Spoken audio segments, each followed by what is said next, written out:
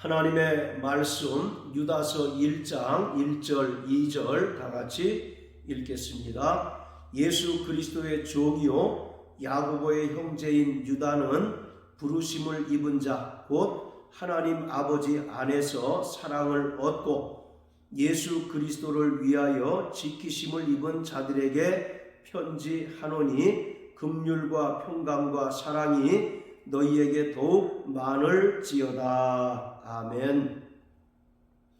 오늘부터 유다서를 함께 나누겠습니다. 유다서는 책 제목을 통해서도 알 수 있듯이 유다에 의해서 기록되었습니다. 신약 성경에는 유다라는 이름을 가진 인물이 대략 8명이 등장을 하는데 그 중에서 이 책을 기록한 유다는 예수님의 형제 중 한 명인 유다입니다. 1절에 보면 야고보의 형제인 유다라고 자신을 소개하고 있는데 여기서도 야고보라고 하는 인물 역시 예수님의 형제 중 한 명으로서 야고보서를 기록한 사람입니다. 따라서 유다는 예수님의 형제 중 한 명인 유다를 말하고 있습니다. 자, 마태복음 13장 53절부터 58절까지 읽겠습니다. 예수께서 이 모든 비유를 마치신 후에 거기를 떠나서 고향으로 돌아가사 저희 회당에서 가르치시니 저희가 놀라 가로되 이 사람의 이 지혜와 이런 능력이 어디서 났느뇨? 이는 그 목수의 아들이 아니냐? 그 모친은 마리아, 그 형제들은 야고보, 요셉, 시몬, 유다라 하지 않느냐? 그 누이들은 다 우리와 함께 있지 아니하냐? 그런즉 이 사람의 이 모든 것이 어디서 났느뇨? 하고 예수를 배척한지라. 예수께서 저희에게 말씀하시되 선지자가 자기 고향과 자기 집 외에서는 존경을 받지 않음이 없느니라 하시고 저희의 믿지 않음을 인하여 거기서 많은 능력을 행치 아니하시니라. 55절에 보면 그 형제들은 야고보, 요셉, 시몬, 유다라 하지 않느냐라고 하면서 예수님의 형제들을 언급하고 있습니다. 이 중에서 야고보는 야고보서를 기록한 인물이고 마지막에 나오는 유다가 유다서를 기록한 인물입니다. 그런데 예수님의 형제들은 예수님께서 이 땅에 살아계시는 동안에는 예수를 믿지 않았습니다. 그러다가 예수님께서 부활하신 후에 비로소 예수를 믿었고 그 이후에 예루살렘 교회의 중추적인 역할을 감당하였습니다. 이 유다서는 대략 AD 70년에서 80년 사이에 기록된 것으로 알려져 있습니다. 왜냐하면 유다가 이 시기, 즉 70년에서 80년 사이에 순교를 당한 것으로 알려졌는데 순교하기 직전에 이 책을 기록한 것으로 추정할 수 있기 때문입니다. 그리고 중요한 것은 이 책을 기록한 목적인데 이는 베드로 후서와 동일한 것을 우리가 알 수 있습니다. 유다서를 읽어보시면 아시겠지만 베드로 후서와 거의 동일하거나 비슷한 표현들이 대단히 많이 나타나는 것을 볼 수 있습니다. 따라서 베드로후서와 유다서는 동일한 기록 목적 하에 기록이 되었는데 그것은 바로 영지주의자들의 거짓된 주장과 거짓된 가르침을 반박하고 구원받은 성도들이 더욱더 진리 위에 굳건히 서도록 권면하기 위해서입니다.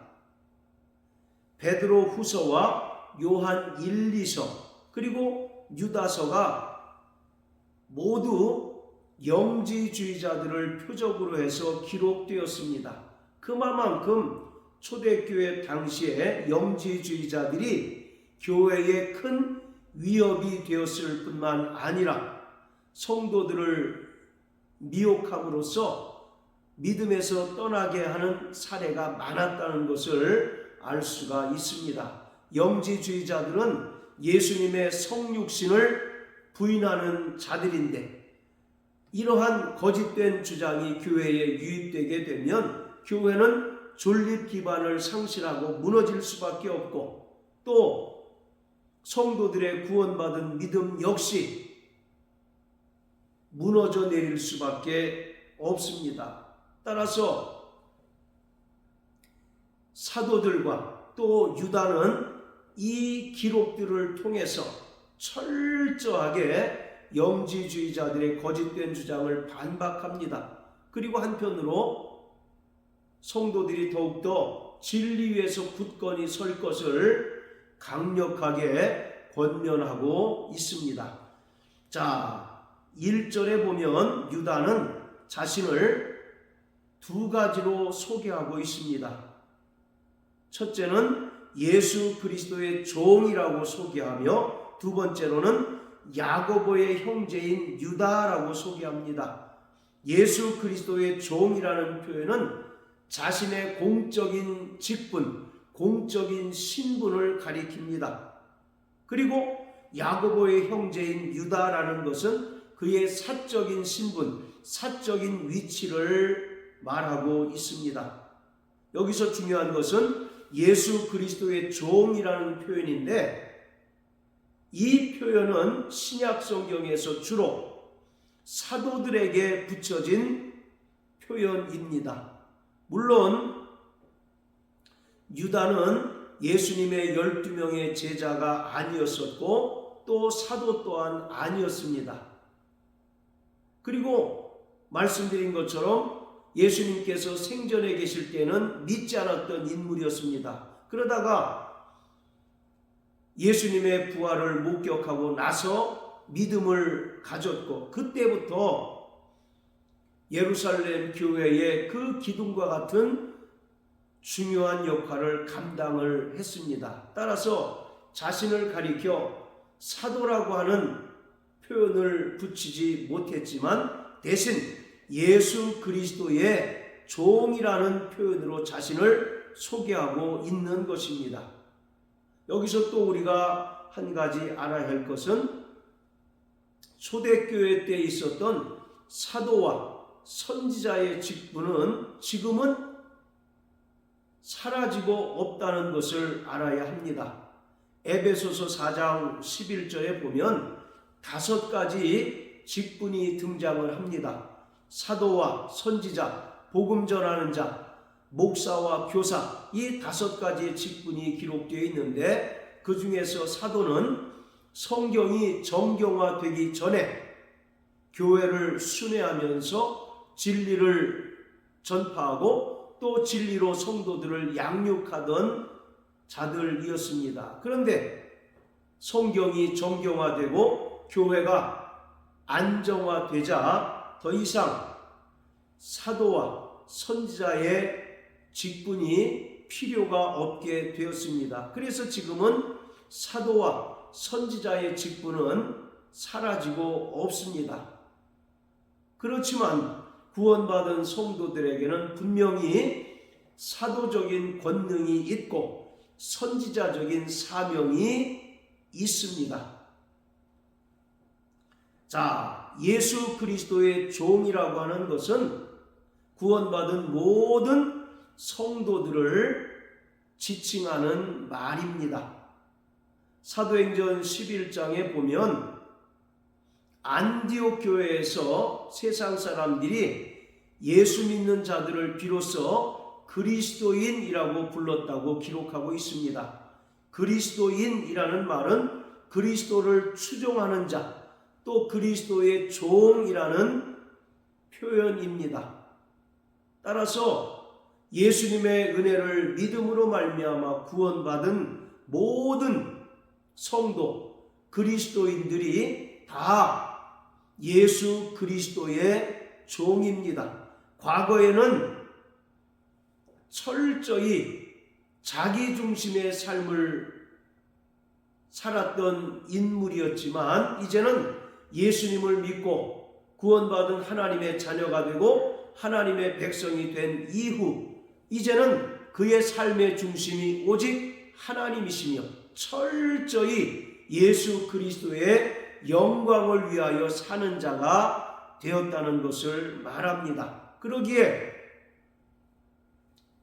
구원받은 성도들은 자기를 위하여 사는 것이 아니라 무엇을 하든지 무엇을 입든지 먹든지 하나님 영광을 위하여 사는 자들이요, 또 주님께서 명령하신 그 명령에 철저히 순종하며 사는 자들입니다. 디모데후서 2장에 보면 구원받은 성도들을 그리스도 예수의 좋은 군사라고 표현하고 있습니다. 그러면서 군사로 모집된 자는 자기의 생활에 얽매이지 않고 모집한 일을 기쁘시게 하는 것이다 라고 말씀하고 있습니다. 이처럼 구원받은 성도들은 오직 하나님 중심의 삶을 살고 또 주님께서 우리에게 명령하신 그 명령을 따라 온전히 순종하는 삶을 살아야 합니다. 그렇기 때문에 구원받은 모든 성도들이 예수 그리스도의 종입니다. 자, 그리고 유다는 이 편지를 부르심을 입은 자들에게 썼다라고 말합니다. 여기서 부르심을 입은 자는 교회를 가리킵니다. 교회를 헬라어로 에클레시아라고 하는데 이 에클레시아라는 말은 밖으로 부르다라고 하는 뜻을 가집니다. 에크라는 말은 밖으로라는 뜻이고 칼레오라고 하는 말은 부르다라는 뜻입니다. 그러니까 세상 밖으로 부르심을 입은 자들, 즉 교회에게 이 편지를 썼다는 것입니다. 주님께서는 말씀이 육신이 되어 이 땅에 오셔서 친히 십자가에 달려 피 흘려 죽으심으로써 인간의 모든 죄를 속량해 주셨습니다. 그리고 그 피를 믿는 자들을 구원해 주셨는데 구원받은 자들을 이 땅에 고아나 과부처럼 방치하시거나 방임하신 것이 아니라 그리스도의 몸된 교회를 세우셔서 교회로 부르셨습니다. 그러기에 구원받은 성도들은 교회로 부르심을 입은 자들입니다. 교회를 통해서 철저히 진리로 양육받고 교회를 통하여 철저히 하나님의 백성으로서 다듬어져 가는 자들이 바로 구원받은 성도인 것입니다. 따라서 부르심을 입은 자라고 하는 말은 이 편지를 교회에게 보낸다는 것을 의미합니다. 자, 그런데 부르심을 입은 자, 곧 하나님 아버지 안에서 사랑을 얻고 예수 그리스도를 위하여 지키심을 입은 자들이라고 표현합니다. 유다는 교회를 또 두 가지로 표현하고 있습니다. 첫째는 하나님 아버지 안에서 사랑을 얻은 자들이라고 말합니다. 그리고 또 하나는 예수 그리스도를 위하여 지키심을 입은 자들이라고 말합니다. 교회는 하나님 아버지 안에서 하나님의 사랑을 받은 자들입니다. 그리고 하나님 아버지께서는 구원받은 성도들을 끝까지 사랑하십니다. 우리가 먼저 하나님을 사랑한 것이 아니라 하나님께서 우리를 사랑하셨는데 그 사랑이 어떻게 나타났느냐면 가장 사랑하시고 기뻐하시는 독생자 예수 그리스도를 화목제물로 드리심으로써 하나님께서는 우리에게 사랑을 나타내 주셨고 또 그 사랑을 확증해 주셨습니다.